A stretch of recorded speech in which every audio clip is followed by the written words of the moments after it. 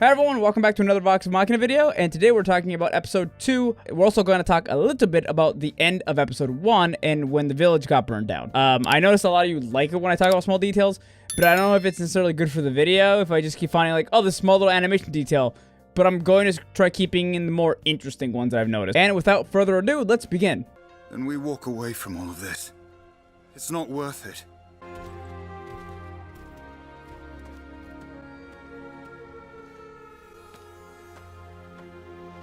I like how this scene has a little moment with all the characters where they're all slowly stepping away and just leaving. So the two twins are just done with everything. Percy is also just walking right after them.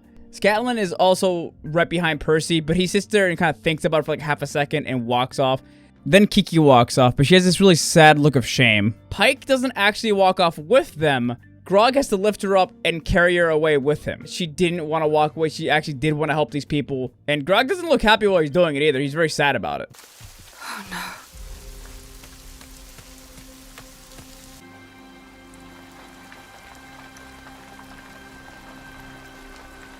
And the scene that completely ties up the rest of the episode and finishes it off. And I really like the scene with the characters because it all comes to a head here. When they're all willing to walk away and not care about the situation anymore, they see what their actions could cause if they did walk away completely. More people dying, essentially. This is a scene that's way more heavy for characters like the twins because they both lost their families to dragons, or at least they lost their mother specifically.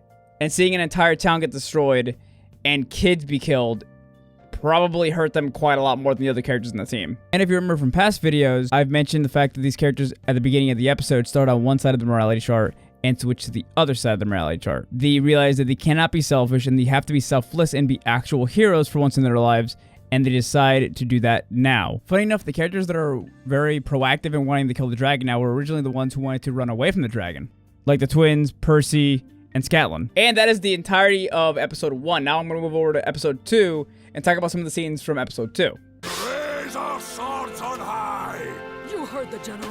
For I'm on as one. As one! So I like this little speech General Krieg gives because it's absolute bullshit. To the point where one of the characters actually points out it's bullshit, funny enough. What a load of shit. And in this scene, it's the biggest, like, hey, he's the bad guy moment when he talks about there being a storm coming. This is literally the scene where I knew he was a dragon, just flat out when I first watched the show. It helps that he's never seen again after he goes into his tent. And later on in the show, you see him talking to the king about the dragon attack, and he knew what kind of dragon it was, even though we never see him at all through the freaking scene. It was a little too obvious for me, if I'm being honest. Let me know what you guys thought about this scene in the comments. I personally thought it was the show going a little too obvious. Like, writing-wise, it's actually a pretty decent scene because it's literally the show telling you that it's bullshit on purpose through the character's dialogue. Max and Pike go to Gilmore's. Buy us a weapon that can kill a dragon. With what? We're flat fucking broke. Please. With the way that man dotes on you, I'm sure you can work something out. If you notice in the bottom right, Pike is kind of like giggling because she knows that Vex is a little embarrassed due to the fact that Gilmore has a humongous crush on him. And then Vex tries to flick her in the face because she's laughing at him, which I think is really cute. Why, if it isn't the mysterious Vaxel Dan? I was hoping you would swing back through again. Before I talk about the scene with Gilmore and Vax, I will talk about something really quick. I have seen an absurd amount of homophobia when it comes to Vax. On TikTok specifically, but like, holy shit. Whenever someone mentions that Vax is bi, for some reason people get really upset about that. The character Vax is bisexual. It has been confirmed by the creator of the character who also voice acts him. And I don't even know why people need this to be confirmed when the scene with Gilmore exists. Like, honestly. But I just want to get that little rant out of the way. It's really silly. I try not to talk about stuff like this on my channel very much, but it's something like, guys, it's in the show. He's bisexual. It's okay. Let it happen. I've missed your visits. Hi. I like how Pike's in this scene, but technically she's not even really necessary in the scene at all. She's generally just there to stop them from flirting with each other and then get Vax out back to the group. That's really all she's there for, because as far as I can tell, if it was up to Vax, he probably would have stayed there flirting and doing God knows what. Also, yes, I'm very aware that this little book she's reading is basically porn. I believe it might be a reference to something that happened in the campaign, but I'm not sure. Well, for 20,000 gold, I'll sell you this handy-dandy magic lance of dragon slaying.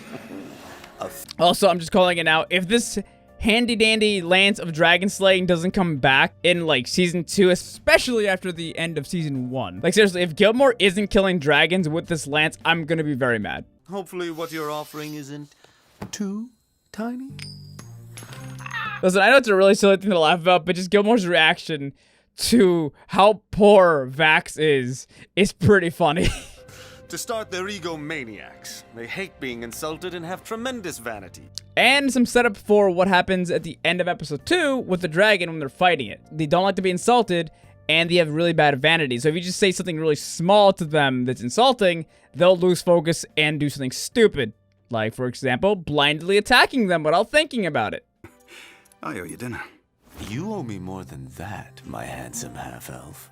All right. Oh yeah, he's totally straight, I promise. You know where that creepy little taint raisin would be? The brothel. Oh yeah.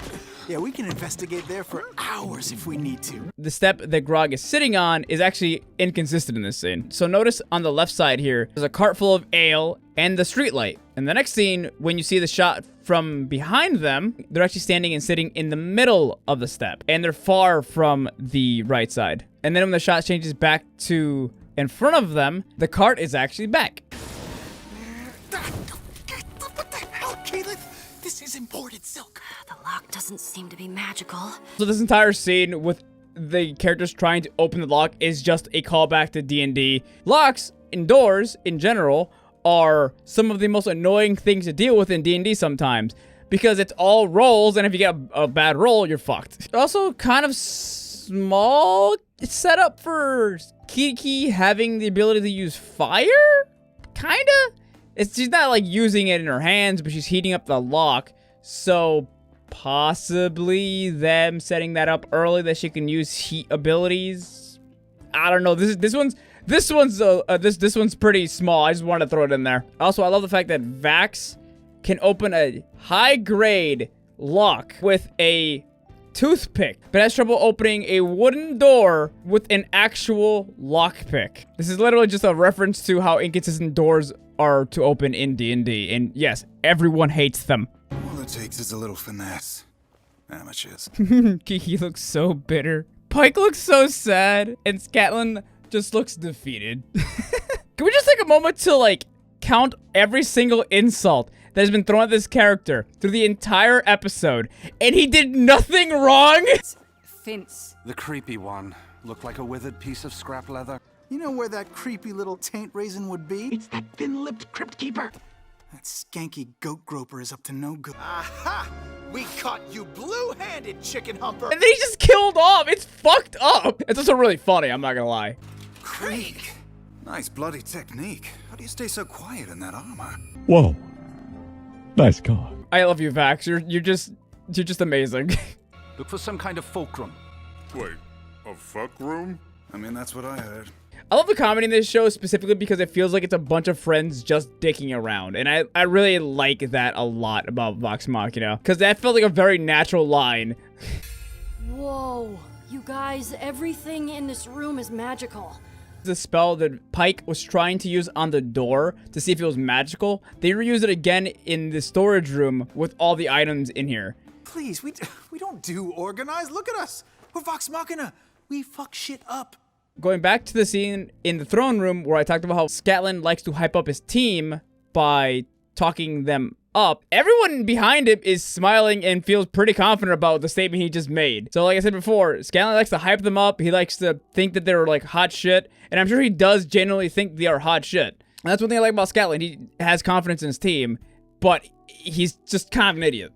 Think of all the ale I could buy. Buddy, we could be drunk for weeks. I like how this scene is actually kind of here to set up one small thing later on in the show. Remember, the team is still technically broke. So when they need to go to fight the vampires, they have no actual money to buy all the stuff they need that is later wasted, but they don't have any of the money they would need to buy all that stuff. In this scene, it sets up that ability to buy stuff by having them just put a bunch of shit into the bag of holding. And also they carry a bunch of money when they run out. Well, at least as much as they can carry. Hey, I got a plan! Another one? Shut up! So what do you want us to do? Run out and yell, "Hey, Dragon Man, we don't know what the fuck we're doing." Vex's plan is actually, funny enough, a compromise between her wanting them to be more organized and more of a team, and Scanlan wanting them to be a dysfunctional group of people that just fuck shit up. She wants them to all do what they're best at and act the way that it is best for them. However, she wants them to do it together. Scanlan is using his illusions, which we saw him use in the throne room scene. We also see him using his Scanlan hand, which is something that we see him use through the rest of the show quite a lot. Kiki is using her vines, which we have seen her spam throughout the first episode and some of the second episode, which is her spell that she's basically best at. Percy uses the pepper box in an intelligent way to knock down something to hurt the dragon. Pike does what she does absolutely best, is support her friends, and is what she does when she gives Vex a holy arrow. Vex does what she does best and is being the pseudo leader, which was set up very early on. And Grog does what he does best, and he rages.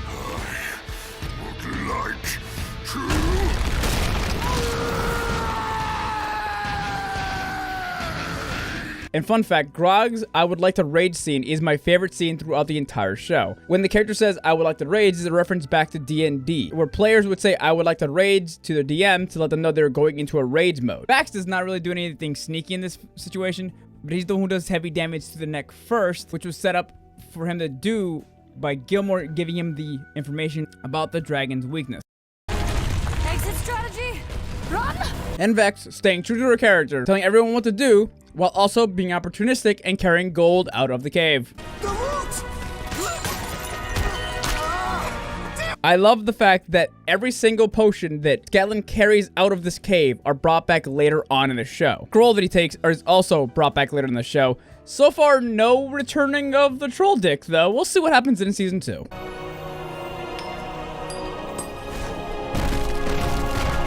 And Vax, being one of my favorite characters, finishes the scene by leaving the coin behind, symbolizing that the mission is done. Wait till I tell my father.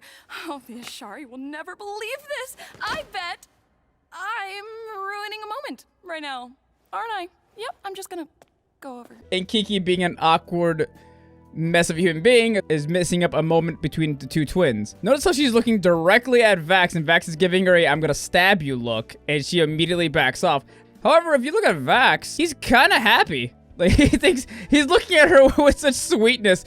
Like, I love how adorable these two are together, because he clearly, like, just full-on loves her. We suspect Krieg may have been part of a larger plot. Krieg being a part of a larger plot is essentially set up for the very end of the season, where the rest of the dragons full-on just invade the city. And, yeah, I don't know how the fuck they're gonna deal with that. Allow me, my love. I'm going to talk briefly about this last scene. I think this is a very good way to introduce your villains, because holy shit, Silas fucks shit up. This vampire man straight up puts his hand right through another person. It's terrifying, and I do think that Silas, one of the characters, is actually really interesting, because he's such a imposing, like, villain because of how strong he actually physically is. But anyway, that is the video. If you guys enjoyed this video, please hit the like button, share, tell me in the comments down below, and if you want to see more content like this, check out my other social medias in the description. I'll see you guys later.